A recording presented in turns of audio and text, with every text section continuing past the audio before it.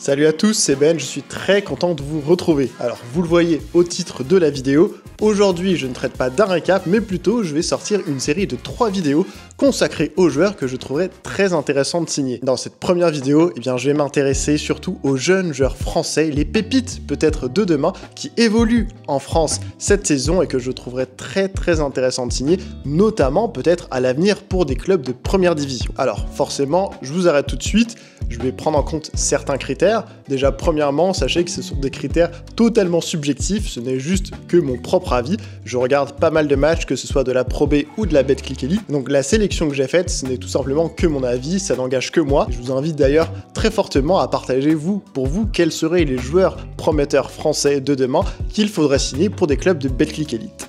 Une fois ça dit, alors, forcément, il y a des joueurs qui ne vont pas faire partie de ma checklist. J'ai sélectionné 5 joueurs et je vais vous expliquer un petit peu comment j'ai procédé. Forcément, je l'ai dit, il y a une grande part de ressenti par rapport au match que j'ai pu visionner, mais également il y avait quelques contraintes. J'ai essayé de me mettre comme contrainte de ne pas cibler des joueurs qui sont potentiellement sur le départ pour rejoindre d'autres clubs. Donc ça, forcément, ça crée une sacrée contrainte. Et je trouve d'autant plus important de le préciser que j'ai commencé à préparer un petit tableau des transferts. Quand on parle forcément des jeunes joueurs français prometteurs à signer pour des clubs de l'élite, c'est potentiellement qu'il y a un certain nombre de jeunes joueurs français qui n'évoluent pas déjà dans un club de l'élite. Je pense que vous voyez très vite là où je veux en venir, il y a pas mal de joueurs dans ma shortlist qui proviennent effectivement du championnat de Pro B, un championnat qui donne vraiment de plus en plus de temps de jeu aux jeunes joueurs français, et ça c'est très bien. Alors comme je le disais, j'ai préparé un tableau des transferts, car il y a déjà eu des rumeurs, voire des officialisations de joueurs de Pro B qui sont passés dans des clubs de Betclic Elite. Je vous affiche un visuel à l'écran qui répertorie déjà des mouvements de jeunes joueurs français, donc des joueurs de moins de 23 ans qui évoluent en championnat de France et qui ont déjà signé ailleurs, ou alors il y a des rumeurs comme quoi ils vont signer ailleurs cet été. Et donc forcément, je ne vais pas me baser sur ces joueurs-là pour faire ma présélection. Parmi les joueurs qui ont déjà signé ailleurs, l'un des premiers noms qui me vient en tête, c'est celui de Assemian Moulare, dont l'officialisation a été faite il y a quelques semaines de cela déjà par la JL Bourg.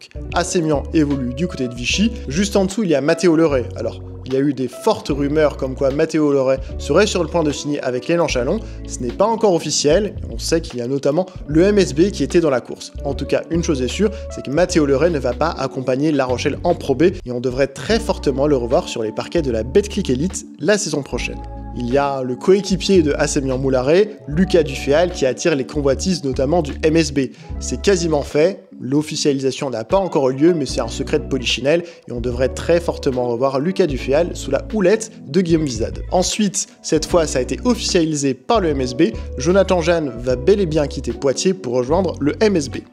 En ce qui concerne l'équipe de Rouen maintenant, c'est Clarence Nadolny qui va signer du côté de l'élan Chalon.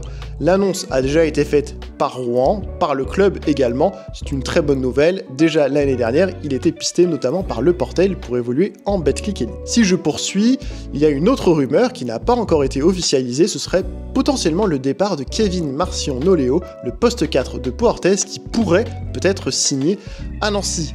Pourquoi pas pour remplacer un autre poste 4 français, jeune lui aussi, Clément Frisch. À voir. Ensuite, il y a Narcisse Ngoy de Rouen, coéquipier de Clarence Nadolny, qui a été officialisé du côté de la JL Bourg et qui sera prêté à Poitiers la saison prochaine. Wilson Jack, ensuite, il fait partie de la très longue liste de départs potentiels vers la NCAA, parce que oui, regardez-moi donc ce visuel et cette liste qui n'est pas exhaustive, il y a encore d'autres joueurs qui sont pistés en NCAA. Il y a eu des départs qui ont été officialisés, comme celui notamment de Ilias Kamardine, de Evan Boisdur, de Paul Mbia, de Yohan Sissoko, de Mathis Courbon, et il y a également d'autres rumeurs, notamment celles qui vont tourner autour de Brice Dessert, de Nathan de Souza, ou encore de Roman Domon. Pour Roman Domon, c'est quasiment fait, ça devrait être du côté de Murray State, il sera coéquipier de Mathis Courbon.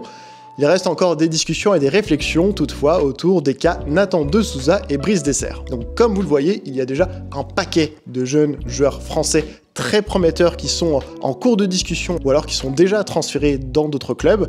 Donc forcément, je ne vais pas me baser sur ces joueurs-là dans ma shortlist des joueurs prometteurs à recruter pour les clubs de Betclic Elite. C'était important de le préciser. Allez, maintenant rentrons dans le vif du sujet et commençons ma shortlist. Alors, le premier joueur que je vais citer, d'ailleurs, ce n'est pas un classement numéroté, le premier plus important et le cinquième moins important. En tout cas, le premier joueur que j'ai envie de nommer, c'est Mathis Kangoudia. C'est un poste 2-1, un combo guard, qui provient du FC Nantes, j'allais dire, mais plutôt de l'Hermine de Nantes. Il a été prêté l'année dernière à Dijon. Si vous suivez le championnat Espoir, alors peut-être que ce nom vous dit quelque chose. Mathis Kangoudia, c'était tout simplement le deuxième meilleur scoreur du championnat élite la saison dernière avec 19 points de moyenne et également le 5e meilleur passeur avec 6 passes décisives de moyenne. Il est revenu donc dans son club formateur de l'Hermine de Nantes, il a intégré pleinement le groupe professionnel, il n'a pas joué la moindre minute, le moindre match en Espoir Pro B, et tout simplement, eh bien, Mathis Kangoudia, c'est un arrière avec beaucoup de promesses, il a de belles qualités athlétiques, c'est un scoreur, il sait bien manier le ballon, il est encore très jeune, il n'a seulement que 20 ans, il fait 1m90, et sans nul doute, au vu de ce qu'il a montré l'année dernière dans le championnat élite, et au vu de ce qu'il a montré sur cette première saison en professionnel en Pro B, eh bien, je pense qu'il lui faudra encore 1 à 2 saisons pour se développer pleinement en Pro B, mais que peut-être dans 2-3 saisons, on devrait entendre parler de Mathis Kangoudia sur les parquets de Betclic Elite. En tout cas, c'est un joueur avec vraiment un très très fort potentiel, et qui pour moi sera l'un des jeunes joueurs à suivre la saison prochaine en Pro B, car je me doute qu'il va rester du côté de l'Hermine de Nantes. Le deuxième joueur que j'ai sélectionné, c'est le coéquipier de Mathis Kangoudia. Cette fois, lui, il est pivot, il a 25 ans, il fait 2m11. Je parle évidemment de Jean-Fabrice Dossou. Alors Jean-Fabrice Dossou, il commence un petit peu à rouler sa bosse en Pro B. L'année dernière, il évoluait du côté de Orléans avec un rôle plutôt correct et convenable, puisque déjà l'année dernière à Orléans, il jouait 17 minutes de temps de jeu, et je trouve vraiment qu'il a énormément progressé. Alors on aurait pu se dire qu'il n'était pas aidé par le contexte cette année pour se développer, puisque Nantes a vraiment connu une saison très très galère, mais ça a été le cas également de son pivot suédois. Donc normalement, Jean-Fabrice Dossou devait être le deuxième pivot derrière Adam Ramstead, qui a été coupé, remplacé par Brice Enzi, ce qui a permis à Jean-Fabrice Dossou de s'imposer comme le premier pivot de l'Hermine de Nantes. Et il a très bien rendu la confiance que lui a accordé ses différents coachs, puisque Nantes a changé de coach en cours de saison.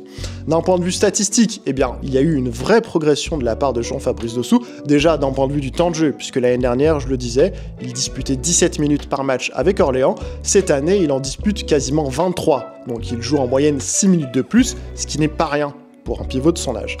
En termes de points marqués, ensuite, l'année dernière, il avait scoré 6,6 points de moyenne. Cette année, il en est à 9, donc une vraie progression en termes de scoring. Il prend un peu plus de tirs. En termes de rebonds également, là, il y a aussi un step-up. Il prenait déjà 6,2 rebonds l'année dernière, ce qui était déjà très bien. Et cette année, il en prend quasiment 8, 7,8 rebonds de moyenne. Et surtout, son évaluation, elle aussi, a augmenté, passant de quasiment 10 à 13,5. Donc Jean-Fabrice Dossou, il s'impose déjà comme l'un des meilleurs rebondeurs de la Pro B, l'un des pivots également les plus dominants. Et oui, il a une vraie présence athlétique. Il est encore très jeune, hein, il a 25 ans, il est grand, il est physique, il est athlétique. On sait notamment que pour les pivots, eh bien l'âge de la maturité arrive beaucoup plus tardivement, aux alentours des 30 ans. Donc Jean-Fabrice Dossou, très clairement, il fait déjà pour moi partie des meilleurs pivots français du championnat, peut-être même des meilleurs pivots globalement de la Pro B, et je pense que peut-être d'ici 2 ans, eh bien, ça ne m'étonnerait pas que des clubs de Betclic Elite se positionnent sur lui. Comme je l'ai dit, il va arriver dans son prime encore dans 3-4 saisons, il a encore le temps de se développer. Des pivots français, pivots JFL de son niveau, il n'y en a pas des masses, ça court pas les rues. Et donc je pense que très clairement, ça pourrait être une bonne piste pour certains clubs de Betclic Elite de penser à lui, avec pourquoi pas une trajectoire à la Jean-Marc Pensat. Le troisième joueur que j'ai envie de mettre en avant, lui aussi est intérieur. Cette fois, il ne joue pas à l'Hermine de Nantes, mais il joue au SCAB, Saint-Chamond-Andrézieux Basket. Si je vous dis intérieur prometteur du côté du SCAB, vous avez le choix entre 2 joueurs, vous inquiétez pas. Son coéquipier, j'en parlerai juste après, mais pour l'instant, j'ai envie de m'intéresser à Badr Moujib. Il est lui aussi très jeune, encore plus jeune que Jean-Fabrice Dossou, puisque Badr Moujib n'a que 23 ans. Il a été formé au CSP Limoges, il peut jouer poste 5, mais aussi sur le poste 4, même si de mon point de vue, c'est plutôt un pivot, et il mesure 2,7 m. Alors, ce qui est intéressant avec Badr Moujib, c'est qu'il y a eu une vraie progression et surtout une vraie évolution en termes d'efficacité dans sa production. Déjà l'année dernière, il avait fait une très belle saison en Pro B, une saison pleine de promesses. Il disputait 19 minutes par match, 19,4 minutes par match pour être très précis. Cette saison, je l'avais dit dans une vidéo de début de saison, les hot takes de Pro B d'ailleurs, que j'avais fait avec Yanis Bourgeois, que je salue, eh bien j'attendais beaucoup de cette saison de la part de Badr Moujib et j'attendais notamment à ce qu'il ait plus de responsabilités et surtout un temps de jeu qui va avec une augmentation de ses minutes. Eh bien, surprenamment, ça n'a pas été le cas, puisque Badr Moujib, il dispute exactement le même nombre de minutes que la saison dernière, il en est à 19,5 minutes. Par contre, son scoring a augmenté, puisqu'il passe de 11,3 à 13 points de moyenne, avec le même nombre de tirs, même nombre de minutes, même nombre de tirs. Par contre, son apport au scoring a augmenté, ce qui traduit une efficacité qui est supérieure, et ça c'est plutôt bon signe. Sa sélection de tir est meilleure, et son adresse également. Ça pour un pivot proche du panier, c'est important d'être adroit, et donc c'est un très bon signe dans l'évolution de Badr Moujib. 13 points de moyenne en Pro B, pour un joueur de 23 ans, un intérieur qui plus est, ce n'est clairement pas rien, il fait partie des meilleurs marqueur français de la Pro B, et à côté de ça, il prend aussi un petit peu de rebond, voilà, il est passé de 4,8 à 5,4 rebonds, et son évaluation a elle aussi bien augmenté, passant de 12,9 à 15,3. Donc clairement, un joueur français de Pro B à 15 d'évaluation de moyenne, on peut dire que c'est un très bon joueur français de Pro B, il n'a que 23 ans, donc lui aussi, il a une marge de progression absolument phénoménale en étant un intérieur. Il y a des rumeurs comme quoi Badr Moujib pourrait intéresser quelques clubs de l'élite, à voir s'il va rester encore faire une saison ou deux peut-être de plus chez le SCAB, qui est un club très ambitieux et qui vise une montée dans l'élite à court moyen terme et qui vise même une Coupe d'Europe d'ici 2030. À voir, effectivement. En tout cas, je ne serais très clairement pas surpris si Badr Moujib attirait les convoitises de quelques clubs de l'élite, et je pense qu'on pourrait le voir apporter déjà de bonnes minutes en Betclic Elite dès l'année prochaine si d'aventure un club souhaitait le responsabiliser et le signer. En tout cas, c'est déjà un très bon joueur de basket et il me tarde vraiment de le voir sur les parquets de la Betclic Elite. Avec pourquoi pas, peut-être un jour un retour au CSP Limoges puisqu'il a été formé au CSP Limoges.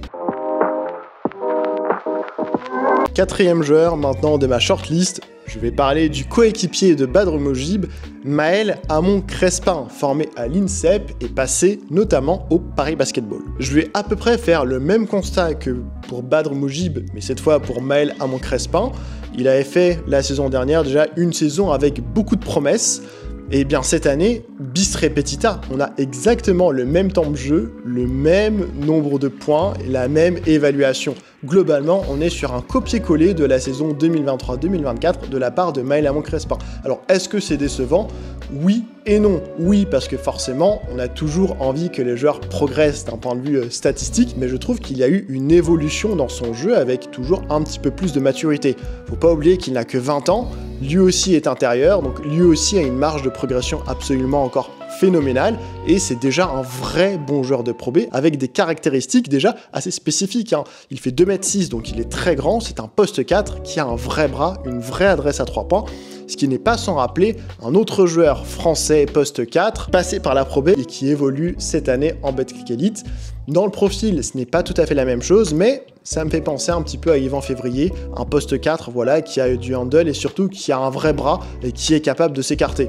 Maël Hamon Crespin, il est plus longiligne et un peu plus grand que Yvan Février, mais pourquoi pas suivre une trajectoire de carrière à la Yvan Février, c'est-à-dire passer plusieurs années à se développer avec de plus en plus de responsabilités en Pro B, et puis un jour, une fois que l'on est prêt, passer le cap et aller dans un club qui sera le responsabiliser dans l'élite. En tout cas, Maël Hamon Crespin, retenez bien ce nom, car très clairement, dans les prochains mois, voire les prochaines années, il va faire du bruit. C'est déjà un très bon joueur de basket et un sniper, un vrai sniper.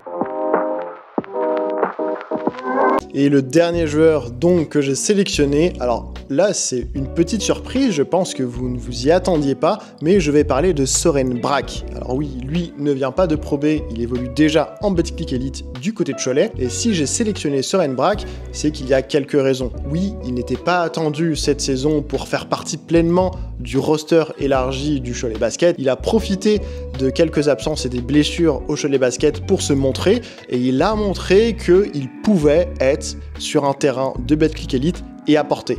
Et ça, je trouve que c'est quand même très très fort, sachant qu'il n'a que 18 ans. Il joue juste, et ça, on sait que c'est très important pour un jeune joueur. Il joue juste avec régularité, il est capable de scorer quand il y en a besoin, mais ce n'est pas son rôle du tout, et surtout à 18 ans, ce n'est pas ce que lui demande Fabrice Lefrançois. Il est déjà très mature, il a un bon gabarit, physiquement, il ne se fait clairement pas impacter par les extérieurs adverses, il est assez grand, hein, 1m94, c'est un meneur qui peut jouer arrière.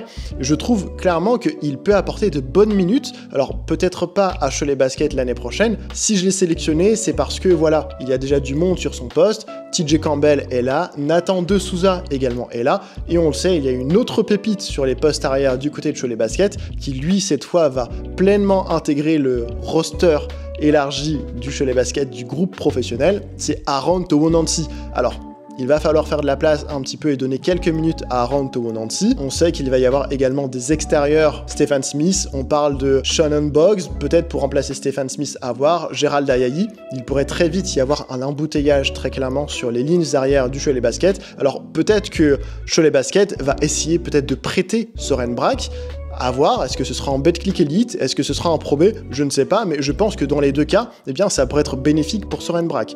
Si jamais un club de Betclic Elite est intéressé, ok, mais par contre, il va falloir lui donner du temps de jeu, environ 10 à 15 minutes, et je pense très clairement qu'il pourrait les assumer. Et si d'aventure, eh bien, il voulait aller chercher davantage de temps de jeu, eh bien, pourquoi pas aller s'éclater en Pro B, comme ce qu'a pu faire Nathan De Souza avant lui ou des Hugo Robinho. Je pense qu'il a très clairement les capacités pour déjà être un très très bon joueur de Pro B. En tout cas, Søren Braque, c'est une vraie belle découverte cette saison et il me tarde vraiment de savoir quels vont être les plans de Cholet Basket le concernant. Voilà pour les 5 joueurs de ma shortlist, mais ce n'est pas tout, j'ai quand même quelques mentions honorables, j'aurais pu les faire au tout début de la vidéo avant ma shortlist, mais voilà, je me suis dit autant les garder pour la fin. Là aussi ça va concerner des joueurs de Pro B, et sans plus attendre, eh bien voici les joueurs que j'aurais pu nommer, mais que je n'ai pas sélectionnés. Alors le premier c'est Hugo Doumbia. Hugo Doumbia, eh bien je ne l'ai pas sélectionné car je sais qu'il appartient au MSB, je ne sais pas si le plan du MSB sera de le récupérer, voire de le reprêter peut-être encore une année en Pro B. Pour cette raison-là, je ne l'ai pas sélectionné, mais en tout cas, Hugo Doumbia, il a un vrai potentiel, joueur très intéressant à suivre dans les mois et années qui arrivent. Un autre joueur qui fait partie des mentions honorables, c'est Théo Magritte, le meneur qui est passé plus jeune du côté du Portel, eh bien, réalise une très très belle saison du côté du SCAB. Il fait partie des meilleurs passeur de la Pro B déjà, il est encore très jeune, il a une vraie belle marge de progression. Là aussi, je ne serais pas surpris si peut-être d'ici 2 ans, un club de Betclic Elite s'intéresse à lui. On sait qu'il peut y avoir des meneurs de jeu français qui sont souvent des rotations de joueurs étrangers en Betclic Elite. Pourquoi pas avoir un rôle plus tard à la Thomas Cornely par exemple, une vraie rotation solide dans un club de Betclic Elite, ou à la Axel Julien par exemple, dans un rôle de meneur, gestionnaire et passeur. En tout cas, Théo Magritte, je pense que d'ici 2 ans, il sera très clairement en capacité de pouvoir produire de bonnes minutes dans un club de Betclic Elite. Autre mention honorable, cette fois, lui est encore un peu plus jeune, c'est Ilan Fibleuil. Alors, Ilan Fibleuil, je sais très bien que dès l'année prochaine, il ne jouera pas en Betclic Elite. Par contre, son profil pourrait intéresser des clubs dans les saisons qui viennent. Il est monté en puissance au fur et à mesure avec Poitiers. On sait qu'il était considéré comme un prospect. Il est passé par la NCAA. C'était sa première saison professionnelle. Il devrait, je pense, rester et s'aguerrir en Pro B l'année prochaine. En tout cas, il va falloir le suivre encore. Il va falloir suivre sa progression la saison prochaine en Pro B.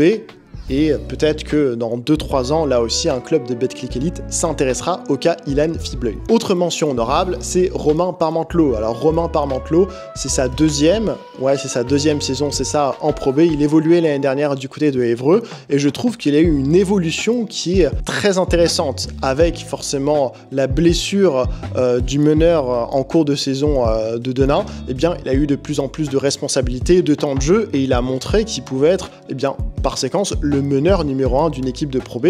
Alors j'attends encore plus de sa part, j'attends encore plus de responsabilités peut-être l'année prochaine de la part de Denain à Romain Parmentelot. En tout cas, il s'est imposé non pas uniquement comme un meneur capable de scorer, mais comme un meneur aussi capable d'avoir une belle vision de jeu et capable de délivrer des passes décisives. Lui aussi est encore vraiment extrêmement jeune, et je pense que là aussi il a encore besoin de s'aguerrir 1 an en Pro B, mais peut-être que dans 3 saisons, allez peut-être je pense 2 saisons devraient suffire pour qu'il ait un vrai bon rôle dans un club de Betclic Elite. Et enfin le dernier joueur dans ces mentions honorables, cette fois c'est un pivot, un autre pivot. J'avais envie de parler de Essome Miyem. Alors Essome Miyem, ça fait un peu longtemps qu'on en parle, et oui, c'est le petit frère de Andy Miyem, l'ex-internationale française. Et bien, Essome Miyem, il prend son temps, mais il progresse à vitesse grand V. Il est passé par Lille, et aujourd'hui, il évolue du côté de Denain, avec Romain Parmentelot, et Essome Miyem, c'est un pivot qui est extrêmement dissuasif, au contre, au rebond, très bon défenseur. Il commence à progresser également sur ses moves et sur son scoring. Très clairement, lui aussi a une très belle marge de progression. Il a 23 ans, il me semble, donc il est très loin d'être dans son prime. Je pense très clairement comme Jean-Fabrice Dessous ou comme Badr Moujib, dans des styles vraiment très différents, bien que Essome Miyem pourrait être l'un des pivots français d'avenir pour un club de Betclic Elite. On sait que les pivots français sont assez demandés. On sait que les pivots français ont la cote. On a eu Mathis de Souyovo, Bastien Vautier, Mathieu Boyer dans les dernières saisons en très bons pivots français qui ont passé le cap. Et bien peut-être que dans 2 ans, Essome Miyem, Jean-Fabrice Dessous ou Badr Moujib, ce seront les nouveaux Bastien Vautier, Mathis de Souyovo ou Mathieu Boyer. Qui sait? En tout cas, belle marge de progression encore pour Essome Miyem, et je pense que très clairement, tous les joueurs que j'ai cités dans cette vidéo, eh bien, dans pas si longtemps que ça, on entendra parler de rumeurs, voire même peut-être déjà de transferts les concernant vers des clubs de Betclic Elite, même si je pense que pour la plupart, encore une saison à s'aguerrir en Pro B ne leur ferait pas de mal. C'est la fin de cette vidéo. Je vous ai montré à la fois mes mentions honorables, mes choix de joueurs prometteurs à signer, majoritairement qui viennent de Pro B. Je vous l'ai dit aussi, je le redis, il y a déjà eu pas mal de rumeurs de transferts vers la NCAA ou déjà vers d'autres clubs de Betclic Elite qui ont eu lieu. Sinon forcément, eh bien, en priorité, j'aurais sélectionné des Clarence Nadolny ou Assemian Moularet ou Lucas Duféal encore, par exemple. En tout cas, j'espère que cette première vidéo de cette série vous aura plu. J'espère aussi qu'elle vous aura aidé à découvrir certains joueurs, que ça vous donnera peut-être aussi envie d'aller regarder le championnat de Pro B la saison prochaine, car souvent maintenant, c'est de là, effectivement, que viennent les futurs joueurs français de Betclic Elite de demain, les joueurs prometteurs, et oui, ils viennent de Pro B. Et puis, je vous laisse me dire en commentaire, vous, quels sont les joueurs que vous sentiriez prêts à passer le cap dans 1 à 2 saisons pour aller en Betclic Elite, et quels autres joueurs de Pro B peut-être, ou d'autres joueurs prometteurs, eh bien vous auriez sélectionné. Voilà, c'était Ben pour Backcourt, je vous dis à très bientôt pour une prochaine vidéo de cette même série qui concernera cette fois les joueurs assignés pour des clubs qui ont un objectif de play-off.